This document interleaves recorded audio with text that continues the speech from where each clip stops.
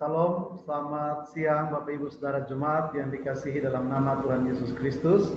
Hari ini hari Minggu tanggal 6 Desember 2020, kita ada dalam memasuki minggu Advent yang kedua dalam penghayatan penantian kedatangan Tuhan Yesus yang kedua kalinya. Saudara dan saya kita diminta untuk merenungkan bagaimana persiapan kita untuk menantikan kedatangan Tuhan Yesus yang kedua kali. Dan hari ini kita akan renungkan firman Tuhan di bawah tema, saya mengambil satu tema yaitu gereja yang taat. Gereja yang taat. Bapak Saudara dikasih Tuhan, hari ini kita akan lihat ketaatan salah satu murid Tuhan Yesus yang bernama Filipus. Nah, saudara, kita sebelum kita lihat di kisah para rasul, karena kisah pelayanan Rasul Filipus ini ternyata dia lebih banyak dicatat di dalam kisah para rasul, dan dia salah satu murid Tuhan Yesus yang kisah pelayanannya dicatat terbanyak dalam kisah para rasul, selain Simon Petrus dan juga rekan-rekan yang lain, dengan juga rasul-rasul yang lain.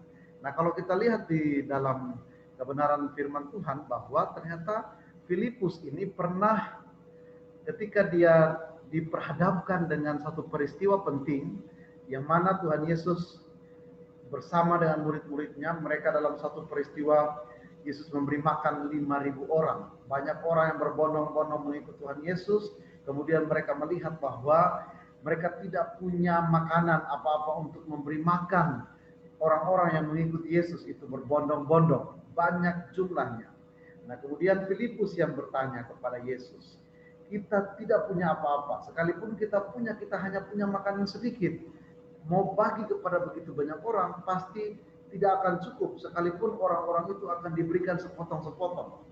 Nah, di sini Filipus ternyata dia menilai kehadiran Yesus sebagai sesuatu yang masih diragukan oleh seseorang yang masih diragukan oleh Filipus.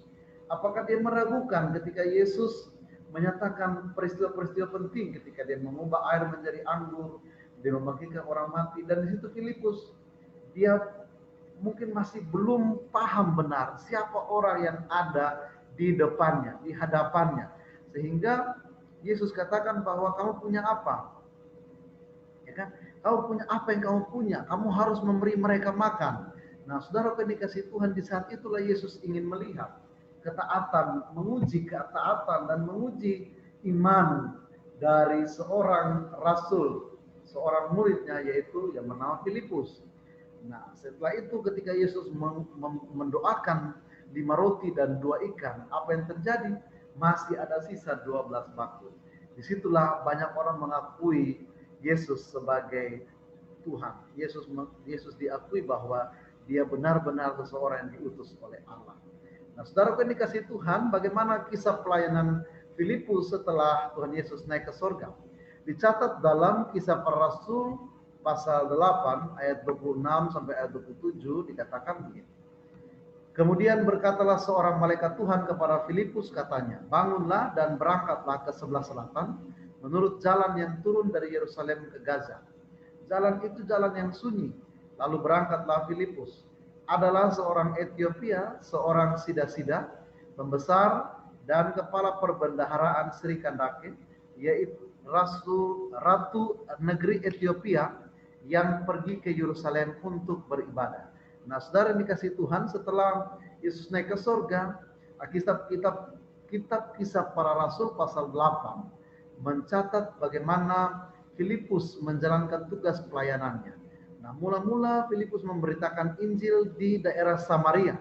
Di Samaria, Filipus mengadakan banyak mujizat. Dia mengusir roh-roh jahat, dia menyembuhkan orang yang sakit, dan banyak mujizat yang dilakukan oleh Filipus.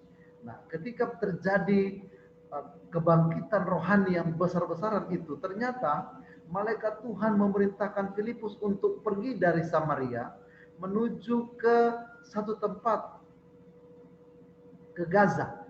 Dan di situ saudaraku yang dikasih Tuhan, kita lihat bahwa ternyata Filipus diarahkan ke tempat atau jalan yang sunyi.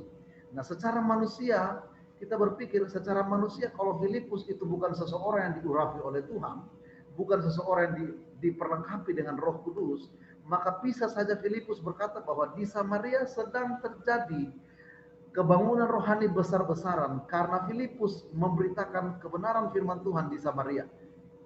Bisa saja dia menolak, bisa saja dia berkelit, bisa saja dia menolak untuk memberitakan firman Tuhan ke daerah yang lain. Namun Filipus dituntun oleh Roh Allah, dan ada satu perkara besar yang akan Tuhan tunjukkan kepada Filipus, yaitu seorang sida-sida dari Ethiopia, ya, kepala perbendaharaan seorang ratu negeri Ethiopia. Nah, disitulah Tuhan mengarahkan Filipus. Kemudian Filipus melakukan pengajaran kepada sida-sida dari Ethiopia ini, sehingga sida-sida ini dia menerima Yesus sebagai Tuhan dan Juru Selamat. Kemudian dia memberi dirinya untuk dibaptis. Nah, saudara yang dikasihi Tuhan, apa yang terjadi setelah itu? Ternyata Roh Tuhan membawa Filipus pergi lagi. Dari situ, dari tempat itu Filipus bawa ke Asdod. Dan setelah itu dia tiba di Kaisarea. Nah, apa yang terjadi dengan kehidupan Rasul Filipus? Saudara, kita lihat bahwa ternyata dia penuh dengan ketaatan. Dia sebagai seorang rasul, dia sebagai seorang yang dipimpin oleh Roh Tuhan, dia sungguh-sungguh memberikan hidupnya untuk dipimpin oleh Roh Tuhan. Dia ada dalam satu ketaatan, sikap hati yang benar di hadapan Tuhan. Nah, saudara yang dikasihi Tuhan, apa yang terjadi bagi kehidupan Rasul Filipus selanjutnya? Apakah yang terjadi di akhir kehidupan Rasul Filipus? Mari kita saksikan tayangan berikut ini.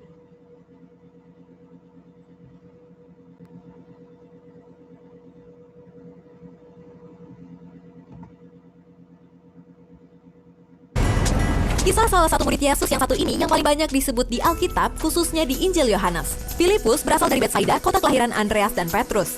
Betsaida adalah sebuah kota kecil di tepi Danau Galilea. Nama Filipus berasal dari bahasa Yunani, Philippos, yang berarti pecinta kuda. Dengan memakai nama Yunani dan tidak menggunakan nama Ibrani, bisa dipastikan bahwa Filipus adalah seorang Yahudi yang sangat akrab dengan budaya dan bahasa Yunani. Filipus tinggal satu kota dengan Petrus dan saudaranya Andreas.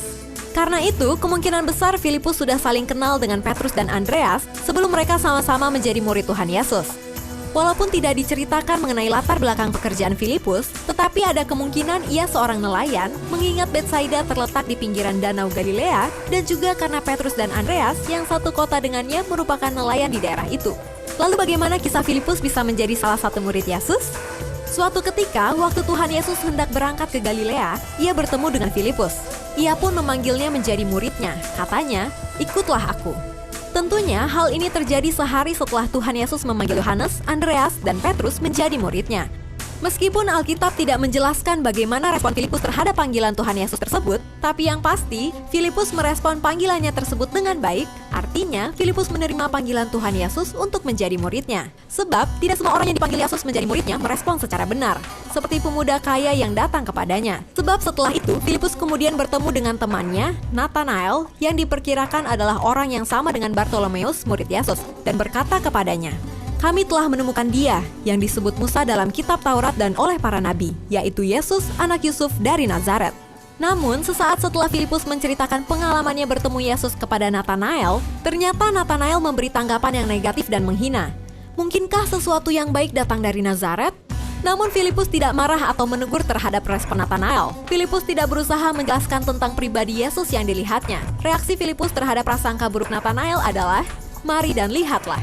Filipus hanya menyarankan kepada Nathanael agar ia sendiri datang melihat Yesus. Filipus adalah murid yang sederhana, lambat untuk mengambil keputusan, enggan bertindak dengan inisiatif sendiri, serta mempunyai pemahaman yang dangkal tentang firman Tuhan. Ia teliti dan hampir seperti robot. Apa yang ia terima, keluar apa adanya. Pikirannya kurang cepat bereaksi terhadap sesuatu yang diperhadapkan kepadanya. Filipus lemah dalam imajinasi spiritual, intuitif, serta pemahaman dalam menanggung konsekuensi mengikuti Kristus. Tuhan Yesus pernah mengetes Filipus dalam Injil Yohanes, "Di manakah kita akan membeli roti supaya orang banyak ini dapat makan?" Tuhan Yesus melakukan hal tersebut untuk mengetahui imannya dan membuktikan pemahamannya mengenai dirinya selama ia mengikutinya.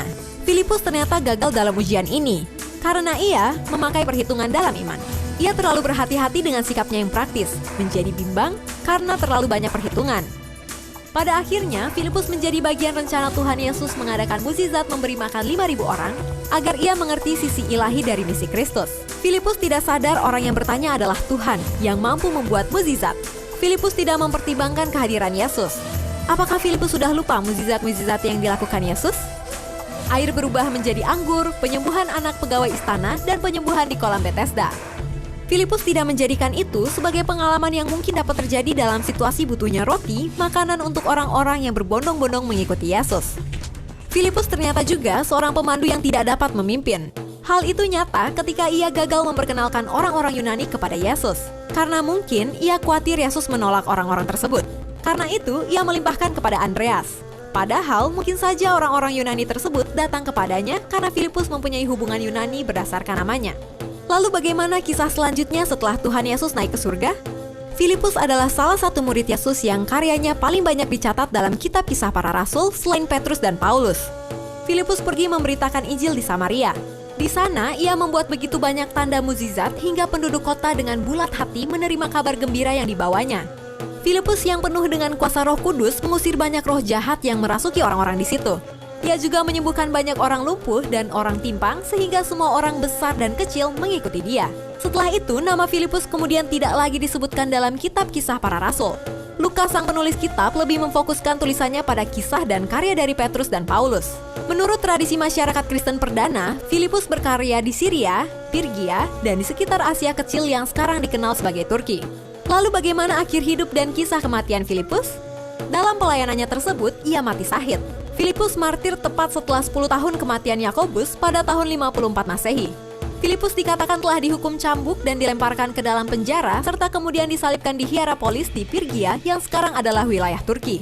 Pada tanggal 27 Juli 2011, kantor berita Turki melaporkan bahwa para arkeolog telah menemukan sebuah makam yang diklaim sebagai makam Santo Rasul Filipus. Profesor Francesco de Andria dari Italia menyatakan bahwa selama penggalian di Hierapolis dekat dengan kota Denzili, Turki, para ilmuwan telah menemukan makam dalam sebuah gereja yang baru ditemukan. Dia menyatakan bahwa desain makam dan tulisan-tulisan di dinding definitif membuktikan bahwa makam itu adalah makam Rasul Filipus. Demikian fakta Alkitab mengenai Filipus. Kalau kamu suka dengan video ini, Bapak Ibu Saudara yang dikasihi Tuhan, memasuki Minggu Advent yang kedua hari ini, mari kita renungkan bagaimana persiapan saudara dan saya menyambut kedatangan Tuhan yang kedua kali. Bagaimana Filipus yang dalam perjalanan pelayanannya dia begitu taat pada pimpinan Roh Tuhan. Maka itu saudara dan saya, kita juga mari kita taat, memberikan kehidupan kita untuk dipimpin dan dikuasai sepenuhnya oleh Roh Tuhan. Selamat menjalani masa-masa penghayatan, penantian kedatangan Tuhan Yesus yang kedua kali. Tuhan Yesus memberkati Bapak Ibu Saudara jemaat. Amin.